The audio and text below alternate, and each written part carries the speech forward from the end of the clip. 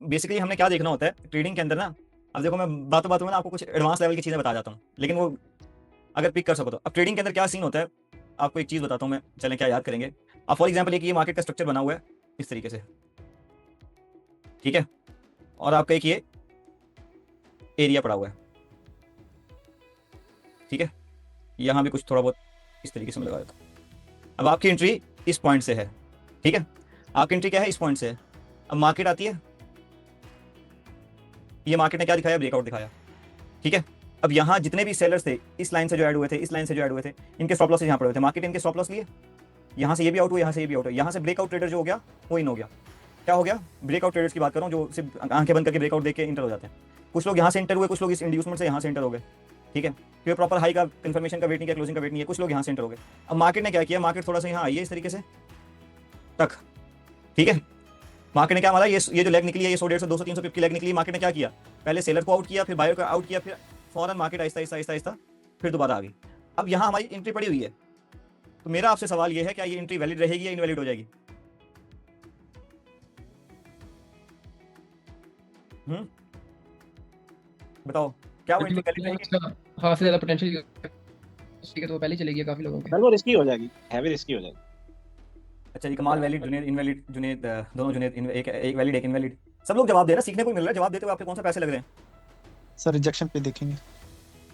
Rejection पे देखेंगे, structure पर डिपेंड करता है। चले मैं आपको बताता हूँ, हम किस बेस के ऊपर ले रहे थे। हमारी बेस जो थी एंट्री की वो ये थी कि इन लोगों के स्टॉप लॉसेस पड़े हुए, वो तो मार्केट ऑलरेडी हैंड करके चली गई।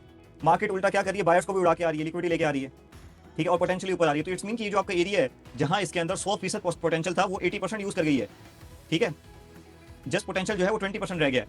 अगली मार्केट की मूव क्या होगी, अगली मार्केट की मूव ये होगी, मार्केट सिंपल सा जाएगी इस एरिया में जाके, ये जो रिट्रेसमेंट आएगी, या तो आप एंट्री लेना, अगर मार्केट ने उस एरिया के अंदर जाके क्लोजिंग ऊपर क्लोजिंग दे दी, रिट्रेसमेंट जो आ रही है वो बेसिकली रिट्रेसमेंट लग गया। आप अगर समझेंगे, आप मूव पकड़ेंगे, मार्केट अगली उसको सपोर्ट बना के निकल जाएगी ऊपर, तो आप देखते रहेंगे। तो ये सारी चीज़ें समझाने का मतलब क्या है आपको, ये समझाने का मतलब ये है कि हमने स्ट्रक्चर का पोटेंशियल देखना होता है कि कितना यूज हो चुका है, उससे लिक्विडिटी कितनी निकल चुकी है। अगर फॉर एग्जाम्पल एक शॉप है, एक शॉप के ऊपर, ठीक है, इवन के 10 लाख का माल पड़ा हुआ है, ठीक है, अगर आसिफ भाई का कैमरा बंद कर पाए। ओके सर, अल्लाह हाफिज़, जमात का टाइम हो गया। असी भाई कैमरा बंद करिएगा। अच्छा, अपने माइक ऑफ रखिएगा, बीच में ना बोलिएगा कोई, ठीक है।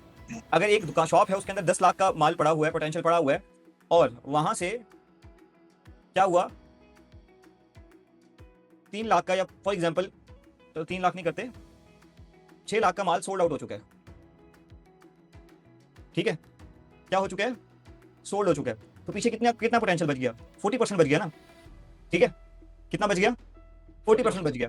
अब आप अगर फॉर एग्जाम्पल वहां जा रहे हो, आप कह रहे हो कि भाई नहीं भाई, इसमें तो बहुत ज्यादा पोटेंशियल है, आप ज्यादा पैसे लेके चले भी जाओगे, कि आपको वो चीज मिलेगी, नहीं मिलेगी, क्योंकि जब वो खरीदेगा तो वो आपको देगा ना, या तो फिर आप डायरेक्ट खरीद लोगे, कोई सीन बना लोगे। तो हमने क्या देखना होता है, हमने देखना होता है सर पोटेंशियल, कि एक लिक्विडिटी है, ठीक है, जहां ऑर्डर्स पड़े हुए हैं, फॉर एग्जाम्पल अगर इतने ऑर्डर पड़े हुए हैं कि ये इतने ऑर्डर निकल गए हैं, पीछे कितना बचा हुआ पोटेंशियल। अगर आप इंतजार में बैठ जाओगे, आपको नहीं नहीं भाई अब तो मैंने यहीं से लेना है, मार्केट क्या करेगी, ज्यादा पैसा आएगा मार्केट के अंदर, फॉर एग्जाम्पल 10 लाख था, 10 लाख की जगह 20 लाख रुपए आ गया, आपके अगेंस्ट आ गया, तो दुकान के अंदर था ही 10 लाख का माल, 20 लाख आपके अगेंस्ट में आगे, रेट कहाँ चले जाएंगे, बैठे रहो, तो उल्टा काम हो जाएगा।